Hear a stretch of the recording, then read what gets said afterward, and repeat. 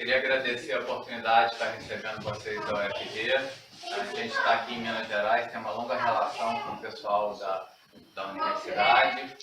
E vamos falar um pouquinho sobre o agronegócio. A gente vai abrir falando sobre uma visão geral, não só da pecuária, passando por soja, milho também.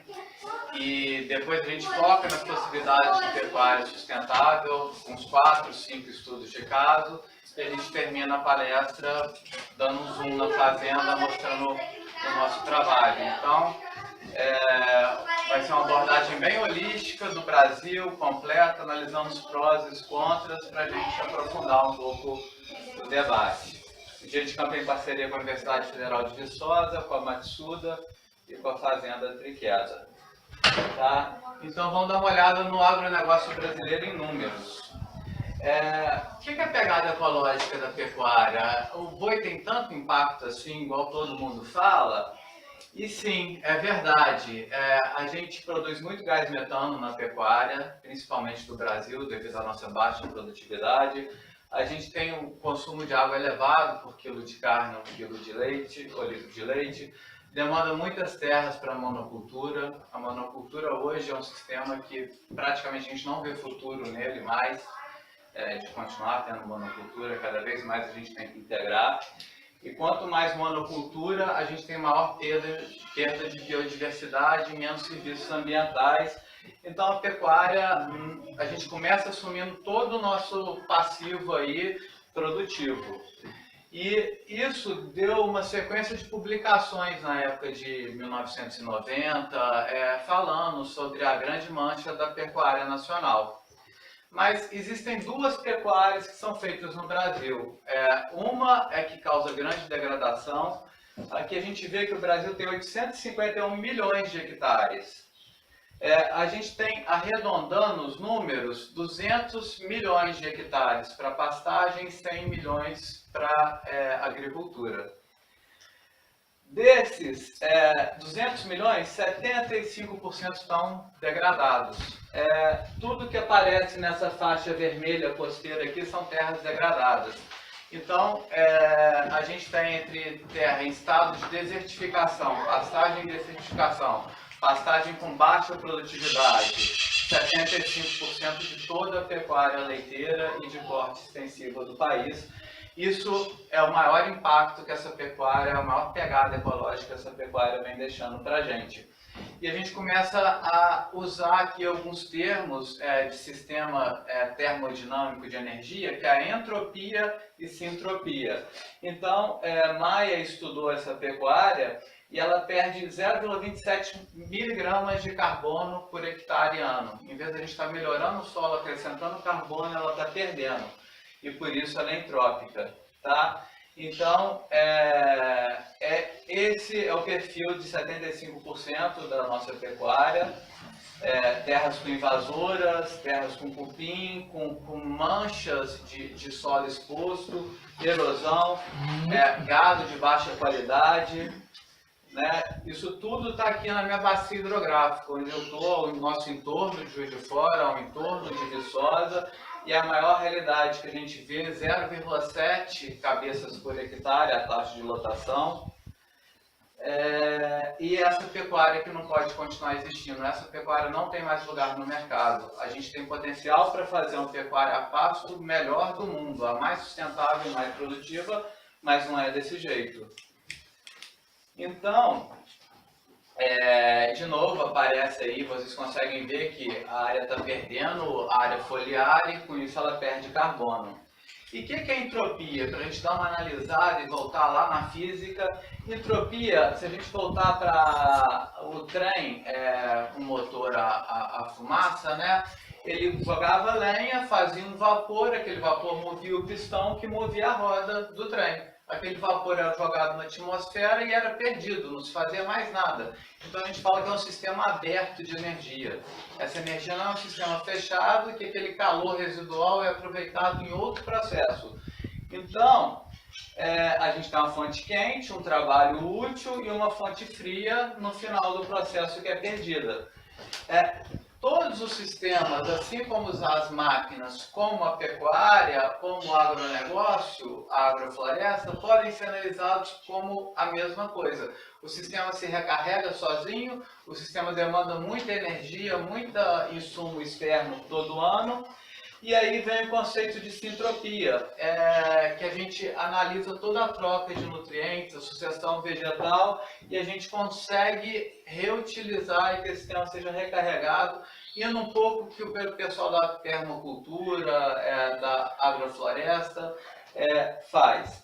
Então, dentro desse sistema, a gente tem um balanço de energia mais eficiente, a gente aumenta a matéria orgânica e com isso aumenta o resgate de carbono, a gente otimiza o ciclo da água, aumentando a taxa de infiltração e a dinâmica de nutrientes também. Então é mais ou menos isso aqui. Aqui a Maria Fumaça, perdendo toda hora energia, a gente não recarregando. É um sistema entrópico. Tá? A gente não tem um segundo uso, um uso residual e uma somatória de benefícios. E aqui a gente começa a ter sistema fechado, onde cada um contribui com o outro e a gente vai melhorando o sistema a cada ano. E o que a gente está falando quando a gente fala de sistema silvopastoril e de pecuária regenerativa que a gente vê? É isso aqui, a matéria orgânica no solo. Então, hoje eu não entro na minha pastagem para ter a melhor eficiência de colheita. Hoje eu entro na minha pastagem para ter uma boa colheita, mas para deixar uma altura de capim suficiente para cobrir meu solo, para que a minha microbiologia do solo seja favorecida e as decisões não são econômicas na ponta da planilha do jeito que a gente aprendeu de 1950 até o ano 2000. A Embrapa tem um mérito danado, a Universidade Federal de Viçosa, Lavras, eles fizeram a agricultura do país uma coisa muito produtiva. Agora, a sua base de conhecimento é uma base antrópica. E o que acontece hoje é a gente pegar isso, que eles são muito bons, a gente usa muito material deles, mas a gente também vai beber em outras fontes, como trabalhos de manejo holístico da pecuária, com o trabalho do Ernest Goethe de agroflorestas, que vão trazer mais esse equilíbrio biológico para dentro do sistema. Então, a gente com incremento de matéria orgânica, com a diversificação, saindo da monocultura, a gente consegue ter mais componentes trocando nutrientes. E o que a gente está querendo? Essa aqui é a perspectiva da pegada ecológica global. No ano de 2010, mais ou menos, a gente chegou a 1,5 planeta per capita. Então, todos os habitantes do mundo, se a gente consumir o consumo deles e que o planeta pode fornecer, a gente está usando no cheque especial meio planeta. E de quem que é esse cheque especial? É do meu filho, é do meu neto. Então, cada vez a gente vem debilitando mais a capacidade produtiva do planeta e comprometendo as futuras gerações.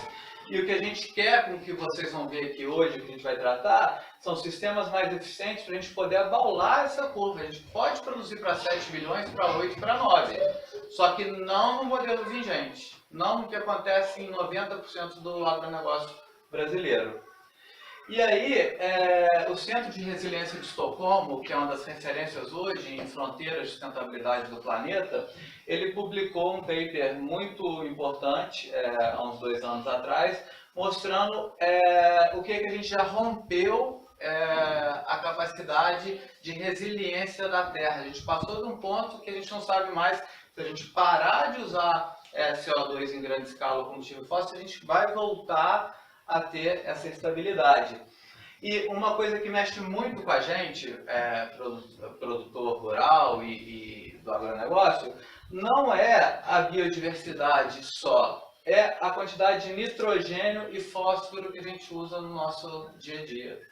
Então, a gente rompeu o nitrogênio a combustível fósforo. Toda vez que eu uso NPK, o N é fósforo. Então, toda vez que eu introduzo uma soja, um milho, toda vez que eu faço uma pastagem, ou toda vez que eu intensifico a minha pecuária à base de adubação industrial química, eu estou demandando mais do planeta. E a gente quer fazer cada vez menos. Não tem problema nenhum usar adubo, herbicida ou outro recurso que a gente puder, mas se a gente puder fazer com que a terra faça isso cada vez com menos, é mesmo que a gente está saindo de uma medicina alopática para uma medicina mais homeopática, e aí o organismo de todo mundo vai agradecer.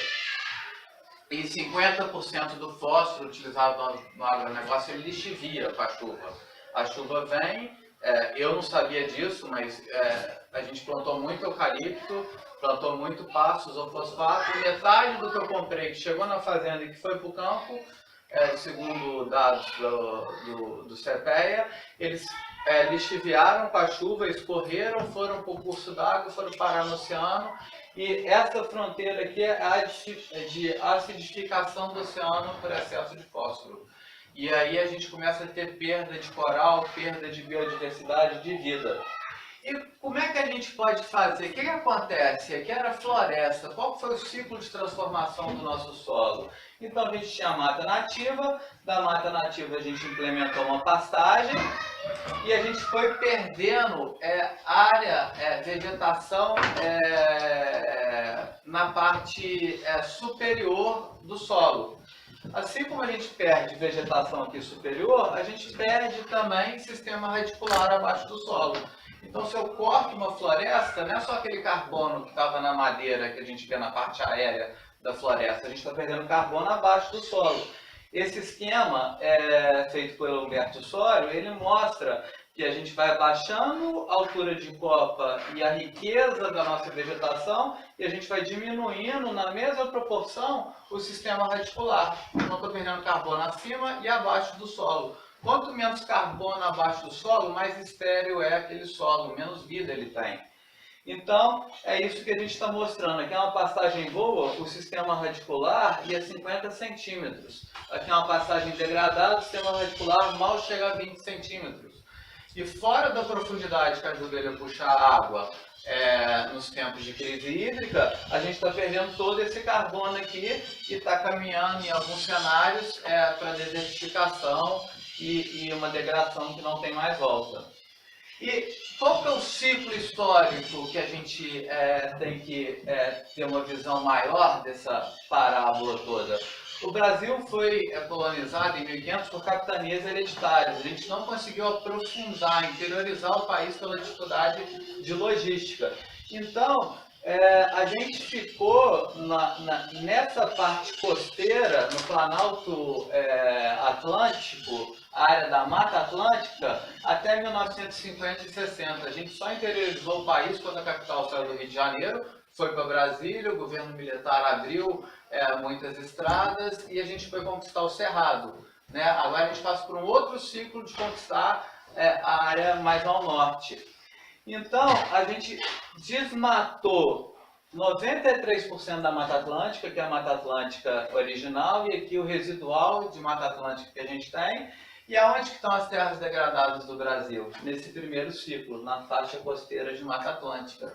Então, não é porque que a gente faz uma pecuária melhor ou pior do que a do Cerrado, é porque aqui a gente tem um uso de solo mais antigo.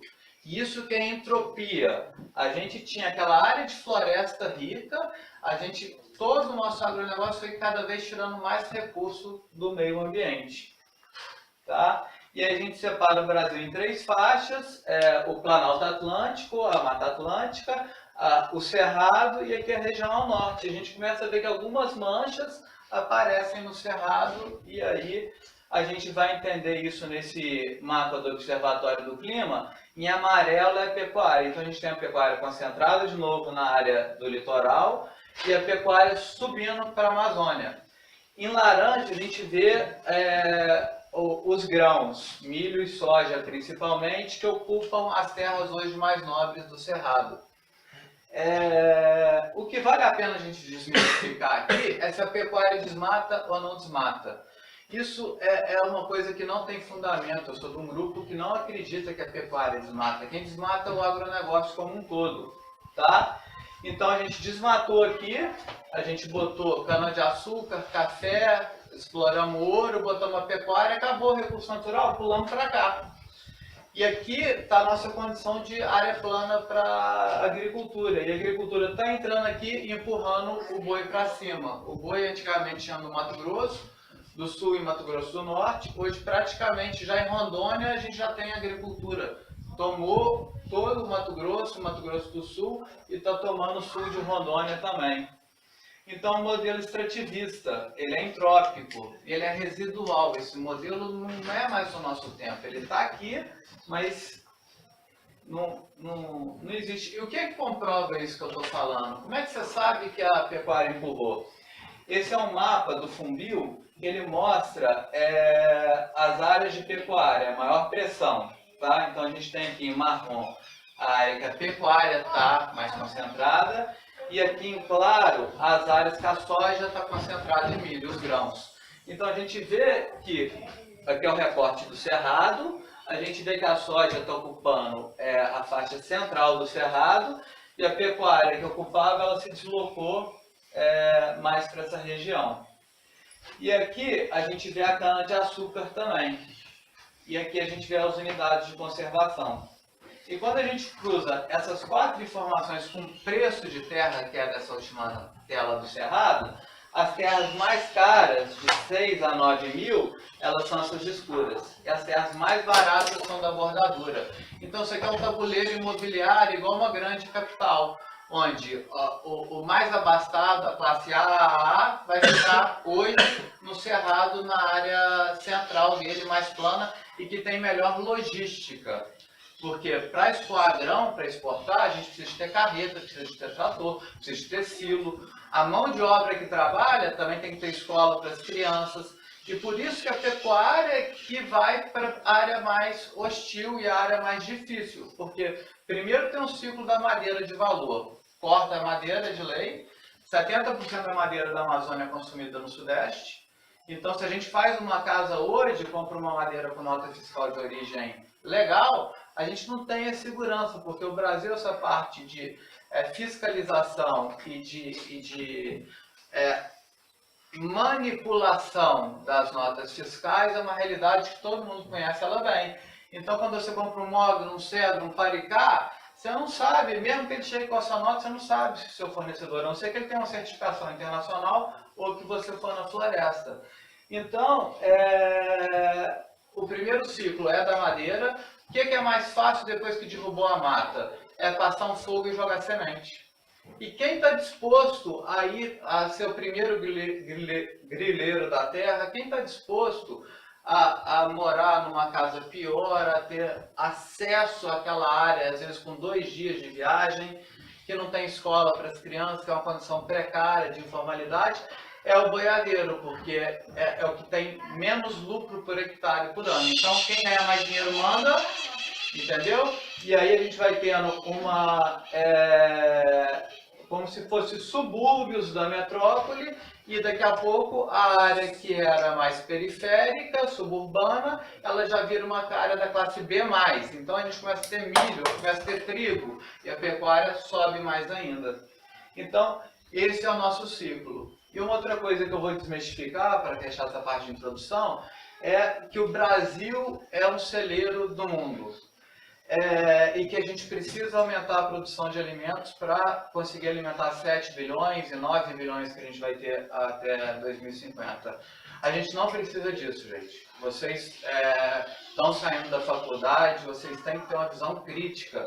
Quem quer isso é a indústria, não é a gente que é produtor rural. Porque a FAO, que é a empresa das Nações Unidas para a Agricultura da ONU, 30% da comida do mundo é desperdiçada. E a gente tem comida suficiente para alimentar toda a população do mundo. O problema é a má distribuição. Então hoje, aqui fala que a gente tem 815 milhões de pessoas com fome no mundo.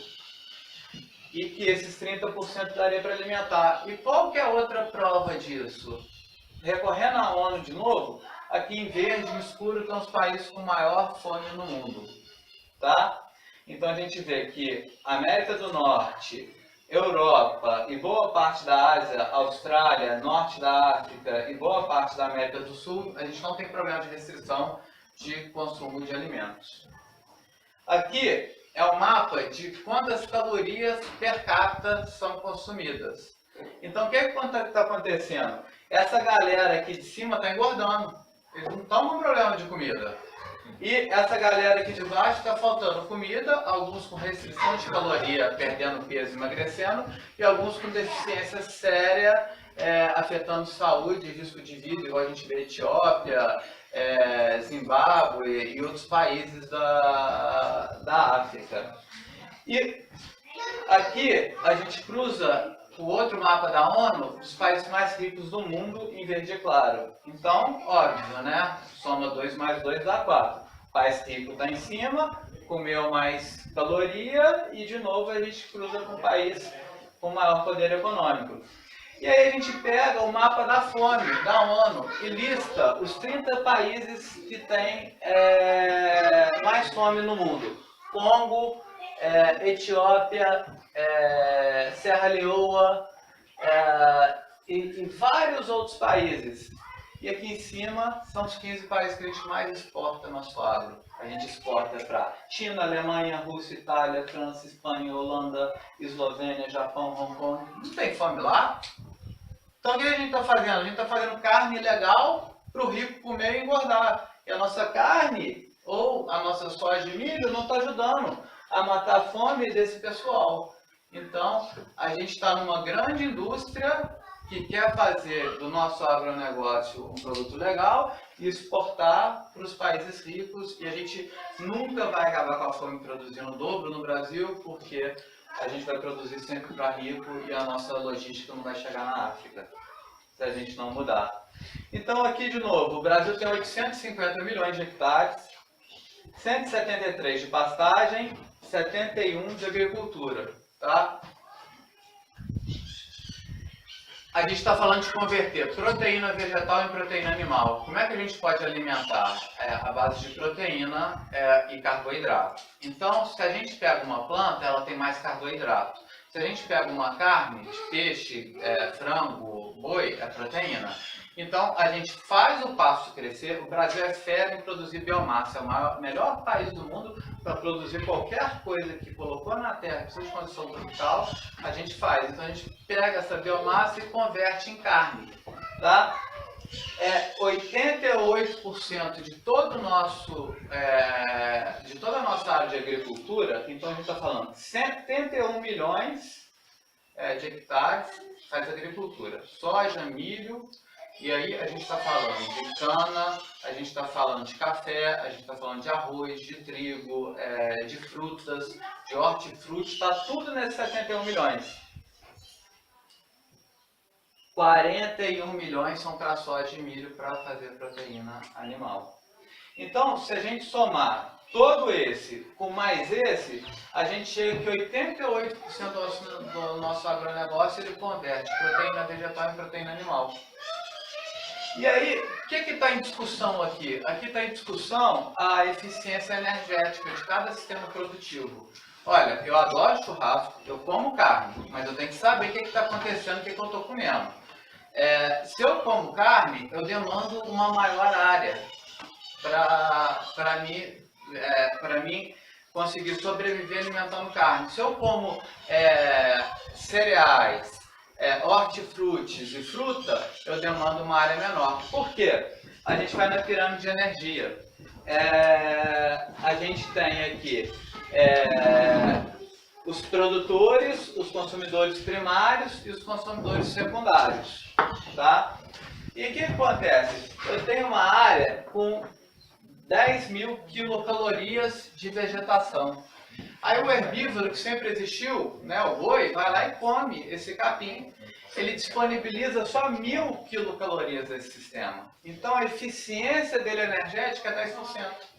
Por quê?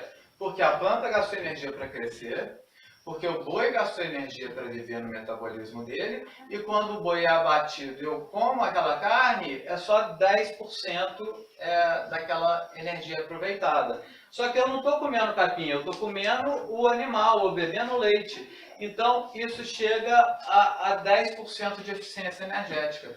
Ou seja, se radicalizando então na visão para ter um impacto assim, se eu fosse 100% vegetariano, eu precisaria de 51 milhões de hectares em vez dos 244. Tá? Se eu fosse 100% carnívoro, eu precisaria de 462 em vez dos 244. Então, para eu ser 100% carnívoro, eu gasto o dobro. Para eu ser 100% vegetariano, eu ia gastar 5 vezes menos, 20%. Só que, pô, não precisa ser nem só carnívoro, nem só vegetariano, né? Vamos entender e vamos comer com essa responsabilidade. Dá para ter o nosso baseline hoje, com 244, eu estou tendo aproveitamento de 2% da energia. Se eu fosse só carnívoro, eu teria 1. Se eu fosse 50%, meio a meio, eu aproveitaria 4% do aproveitamento energético e só na carne 10%. Então, igual a gente usa geladeira, a gente tem que saber qual que é a fonte. Então, a gente está dando um tiro de canhão, usando 88% do nosso agronegócio para produzir proteína animal com 1% de eficiência energética. Né? E a gente vê ali que hoje a gente tem 2%. Tá? Então, a gente tem a mata nativa, que é o melhor sistema, é o que a gente tenta imitar ao máximo, por mais limitado que a gente seja. Quando a gente discute serviços ambientais, a gente tem que olhar para o que uma mata nativa faz. Aí depois a gente tem uma opção de produzir em LPF, a gente tem a pecuária sol pleno, a pecuária solteira, e a gente tem o ILP. É muito diferente falar, eu faço ILPF e eu faço ILP, porque 1% da pecuária brasileira faz ILPF. Só que 0,4 bota árvore e 0,6 faz ILP, que é gado, agricultura. Então o cara divide a fazenda em 4 talhões, soja no primeiro, milho no segundo, gado no terceiro, o quarto descansa, fica em pousio. E assim ele vai indo. Cara, legal, mas pô, para a gente parecer mais com a mata nativa, a árvore é um grande divisor de águas, a gente arborizar e a gente vai aprofundar mais isso. E qual a importância da sombra? Essa foto aí explica bem qual é a importância da sombra. Se quiser uma outra, essa da Embrapa também. Então, aonde os animais vão ter conforto térmico? É o primeiro benefício que a gente tem. A gente tem de menos 2 a menos 6 graus dentro do sistema. Tá? E a gente tem uma diminuição do escorrimento superficial da água. A água da chuva cai, ela vai cair no morro, ela vai querer correr em declividade para o curso d'água. Quanto mais rápido a água for, vai ser o caminho e a opção dela. O que a gente tem que tentar fazer? Igual a mata nativa de novo, botar barreiras para que essa água perca velocidade, para que essa água respingue no solo e que ela desça mais devagar esse morro. Quanto mais devagar a água descer, menos erosão eu vou ter, mais infiltração eu vou ter. Quanto mais parecido com a floresta eu for, mais sistema radicular eu vou ter e mais parte aérea e vegetativa eu vou ter, mais freio eu tenho para a água. E por isso a gente faz sistema silvopastoril sempre em curva de nível. Então quando me pergunta, Léo, leste-oeste? Cara, dá para fazer leste-oeste em nível? A gente faz. Se não dá para fazer leste-oeste em nível, esquece leste-oeste, faz a curva de nível, prevalece todo esse equilíbrio e esse risco ambiental que o seu sistema está fazendo. Então é isso que a gente está fazendo, uma calha de absorção de água. A chuva cai aqui em cima, ela vai tendo um monte de barreiras para chegar no córrego. Quanto mais tempo a água ficar na minha bacia hidrográfica de origem, mais recarga do lençol freático eu tenho. Tá? E aí a gente evita processos de maior degradação. Então a gente vê a pecuária mal feita, beleza, 75%. E os outros 25%? A gente tem 25% da pecuária a pasto bem feita. Né? A gente sabe fazer, a gente é bom em fazer pecuária produtiva. De novo, mais uma. Pecuária sem árvore também produtiva. Esse sistema ele já é sintrópico, ele para de perder recurso natural, ele acrescenta recurso natural de 0,72 miligramas de carbono, e quando a gente fala carbono, a gente está falando em matéria orgânica, a gente está falando em microbiologia e vários outros ciclos. Agora a gente pode fazer ele com árvore também. E aí, com árvore, a gente acrescenta 1,5. E 0,4% do país faz com árvore.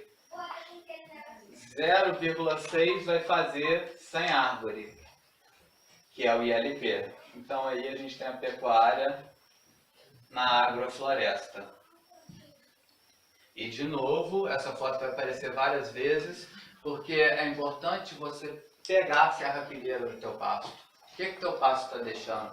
Aqui eu peguei folha, mas se eu deixar a minha pastagem ter estratos e ter alturas, eu começo a ter material residual do pastoreio anterior.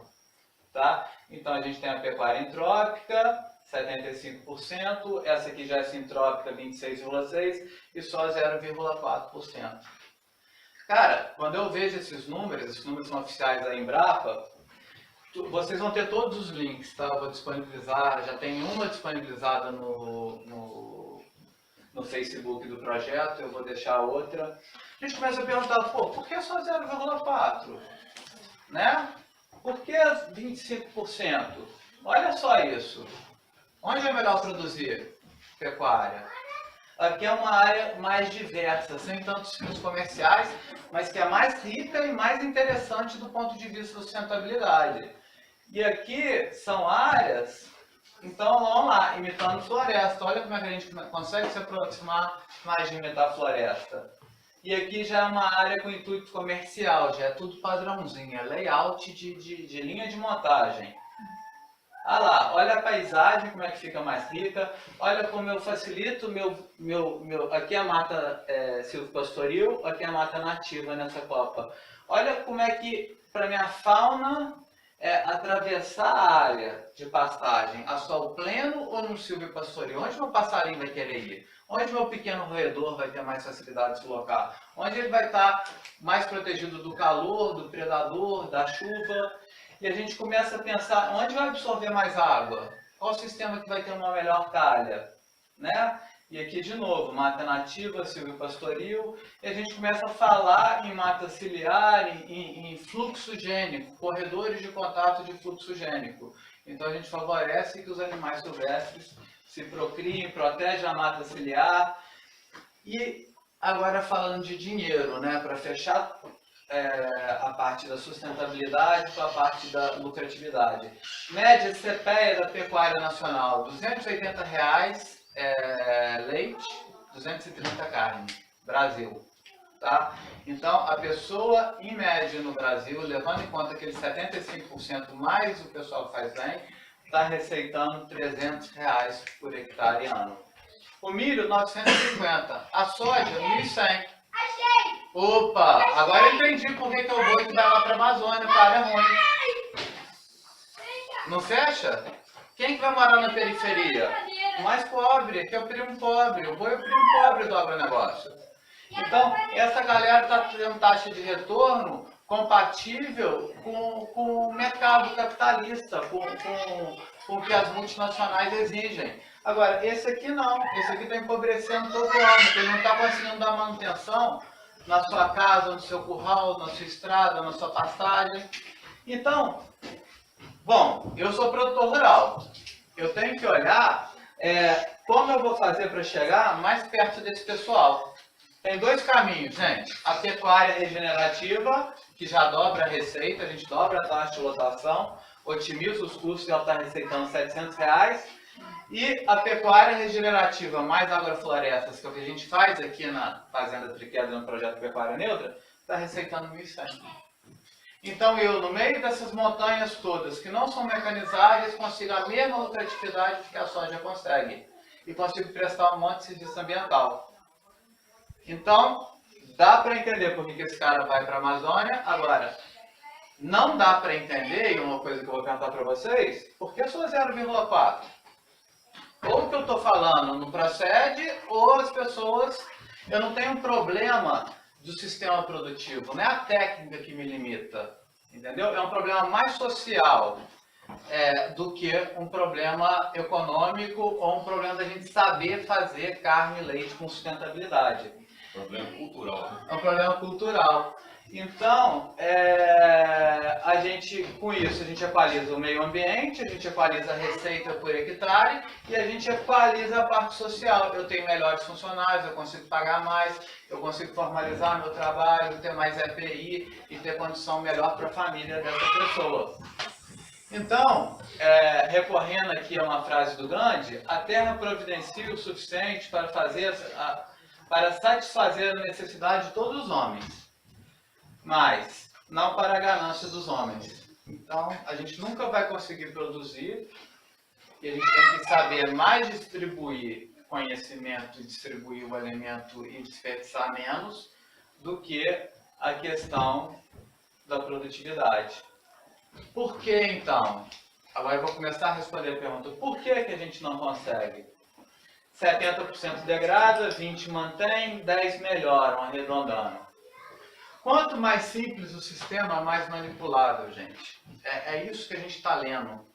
Eu participo hoje do programa de doutorado da Geografia. Geografia discute muito a parte social e a gente vai encontrando exemplos na literatura de vários períodos em que o capitalismo quer uma matriz simples. O capitalismo não quer um ambiente múltiplo, multifacetado. E é mais ou menos igual aos nossos políticos, que eram eleitores mais simples e com menos conhecimento, menos cultura. Por quê?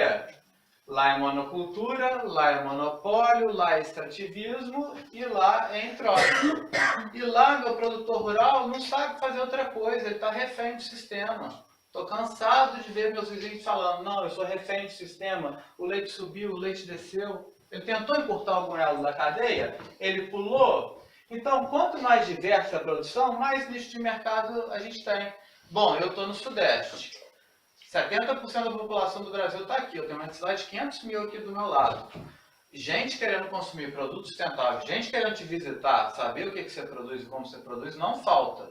Está chovendo grupo de WhatsApp e Facebook de gente querendo. Então, se eu sou mais diversificado, eu tenho mais equidade social, tanto comigo, com os meus fornecedores, mais ambiental e eu vendo direto para o meu produtor. Então, para o meu consumidor final, eu atendo ele, eu pulo a indústria. Por isso que a indústria não quer fomentar o sistema silvopastoril, por isso que a indústria não quer fomentar a agrofloresta. Quanto mais a indústria puder ter o braço, o tentáculo, ela vai ter a pessoa mais inocente, mais refém do sistema. Para você ter uma produção múltipla, é difícil, você tem que estudar, entender, visitar muita gente. Só que quanto mais você for conhecedor, entender de forma holística o processo, mais independente da indústria que você está e mais próximo do seu consumidor final. Então, a indústria não quer um produtor tão eficiente quanto essa nova onda de sistemas. E aí, Léo, mas da onde que vem isso? Você está falando isso por quê? Olha só, exportações brasileiras. Primeiro produto de 2016 exportado, soja, 19 bilhões. Segundo produto, minério de ferro, 13 bilhões. Petróleo, 10 bilhões. Soja mais que petróleo, mais que minério. Tá? Vamos prestar atenção nisso. E depois a gente vem carne com 5 bilhões, em amarelo está toda a nossa parte do agro, ligado à bovinocultura, porque aqui tem celulose que eu excluí, café eu excluí. Eu marquei em amarelo só o que converte proteína vegetal para proteína animal. Soma essa galera aqui, qual é o tamanho desse negócio? 20% de todas as nossas exportações, 38 bilhões de reais. Tá? Aí vamos lá, entendendo melhor. Carne, 200 bilhões, leite, 60 bilhões, soja e milho para ração, 103 bilhões, 53 bilhões. 7% do PIB do país, 30% do PIB do agronegócio, 16% de todas as exportações. Quem está controlando isso? Vamos ver na próxima tela. Houve uma fusão houve 3 grandes fusões no agronegócio que mudou a concentração de todos os players. A Syngenta fundiu com a Shen China, 44 bilhões, recorde na indústria do alimento. Dezembro de 2015, março de 2015, Bayer, Monsanto, 66 bilhões. Maior negócio do mundo e a Bayer agora semente e remédio e defensiva agrícola. Presta atenção, ele está vendendo o que você está comendo, está vendendo a semente, está vendendo os agrotóxicos e está vendendo o remédio para você também. E depois, por último,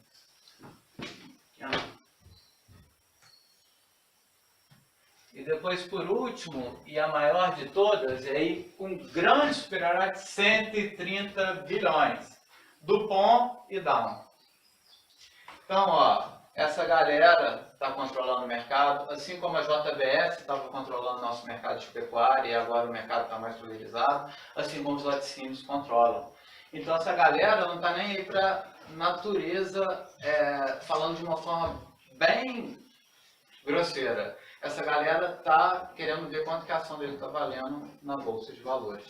Se ele puder fazer a sustentabilidade, ele faz. Mas ele não faz a sustentabilidade e tenta arranjar um negócio lucrativo. Ele arranja um negócio lucrativo e tenta fazer alguma coisa de sustentabilidade, que normalmente é ínfima, é 10% da produção dele. Essas três megas corporações consomem 70% dos tecidos do mundo, 60% das sementes comerciais, transgênico do mundo e 80% do milho dos Estados Unidos. Isso saiu no Cidade Soluções, André Trigueiro, o link do programa está aqui, muito legal, vale a pena depois entrar no material e dar uma olhada. Bom, gente, agora a gente vai para a segunda parte do dia de campo aqui da Fazenda Triqueda, em parceria com a Universidade Federal de Viçosa e a Matsuda. E a gente vai falar de possibilidades da pecuária sustentável. A gente acabou de passar por todo uma visão global do mercado, do agronegócio, Brasil, mundo, e agora a gente vai dar um zoom no que está acontecendo de pecuária sustentável no mundo todo e depois a gente fecha aqui no projeto Pecuária Neutra e na Fazenda Triqueda.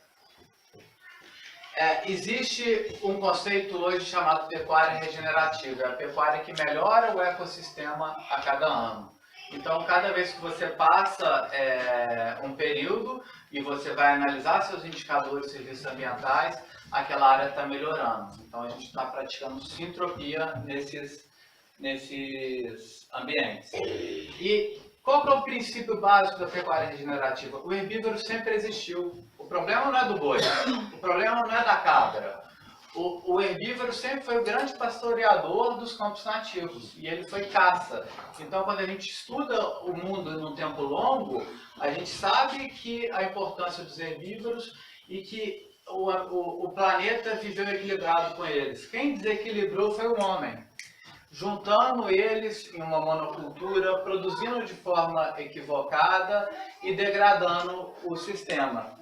Então, o herbívoro sempre existiu como jardineiro dos campos nativos.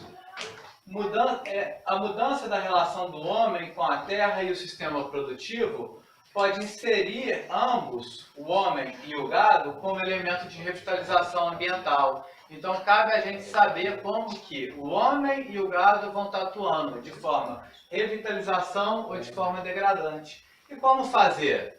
Bom, a maioria dos pecuaristas que eu conheço, eles entendem muito de boi, de genética, de morfologia, de temperamento, de engorda, e poucos entendem de passagem.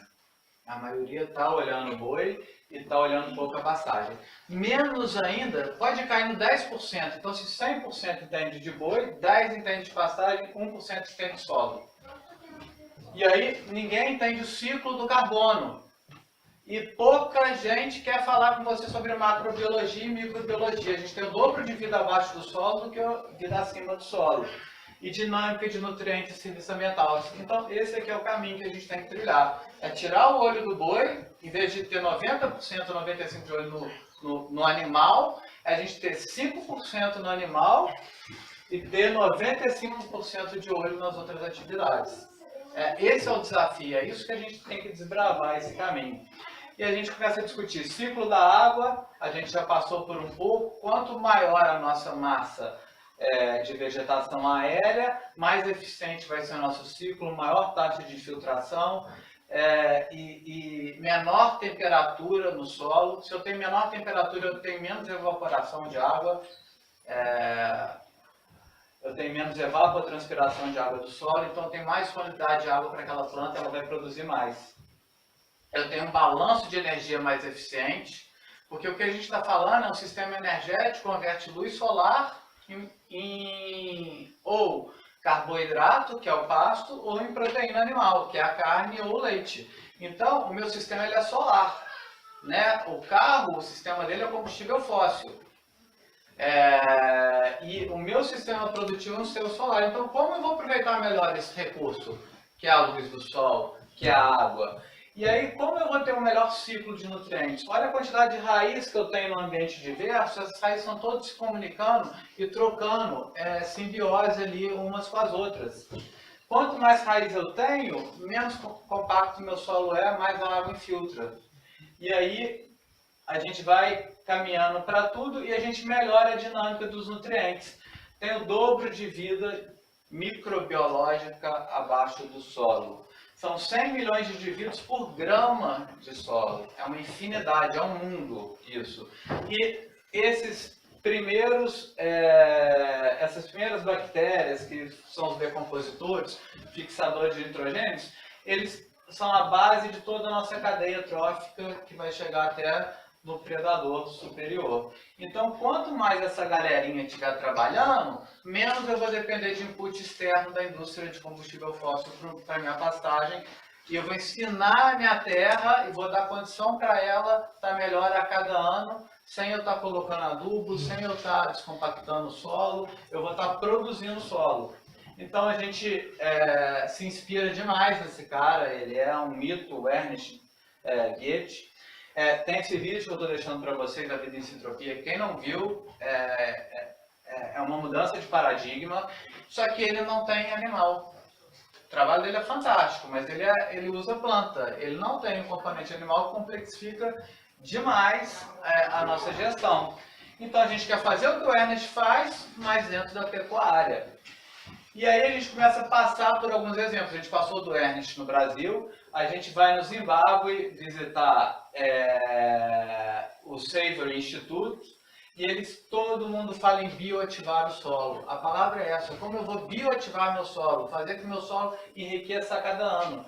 E eles acreditam que o pasto, eu também acredito, pode melhorar a área de cobertura foliar e melhorar o sistema radicular e com isso fixar carbono no solo, e cada vez está ajudando nas questões de efeito estufa. Então aí é o trabalho do Savory, tem ali o link do Savory, a área que ele não manejou com a área que ele manejou. É um solo pobre, frágil, é areia, mas ele está conseguindo sucesso. Então a gente aqui no clima tropical com solo argiloso, né? Esse cara é meu ídolo, Harris Family dos Estados Unidos, ele está num patamar acima de complexidade. Ele faz a sintropia com diferentes tipos de pecuária. Então ele tem o boi, ele tem a cabra, ele tem a galinha e o galinheiro dele é móvel. Então ele rotaciona o gado, ele não precisa ter a pastagem, aquele deserto verde que a gente chama, com uma única variedade forrageira. Por exemplo, aqui eu sou braquiarão. Não precisa ter aquele braquiarão lindo. Às vezes o pasto está sujando, aquilo não é sujeira. É uma planta que vai ter uma troca legal e que se o boi não gosta, o carneiro pode comer. E aí ele vai fazendo a rotação dos piquetes, 7 dias depois que ele tira o gado, ele puxa o galinheiro com o trator, adivinha o que a galinha vai comer? A larva do verme, proteína pura. Então ela vai se alimentar de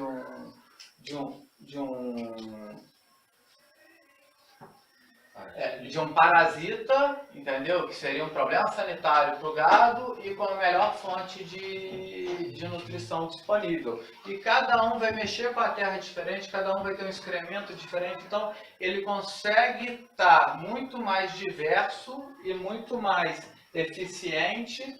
Tem um vídeo dele, vale a pena dar uma olhada. A gente começa a falar em Mixed Crop Feed Cattle. Nos Estados Unidos tem American Grass Feed Cattle, que é a Associação Americana de Venda de Gado a Pasto. Tem gente querendo comprar carne de gado a pasto. E tem também essa galera do Mixed Crop Feed Cattle. Quanto mais diverso. Agrofloresta sem... É o que a gente discutiu sobre diversificação, só que sem árvore. Então você pode ter um mix de forrageiras, um mix de animais e com isso ter eficiência com ou sem o componente arbóreo.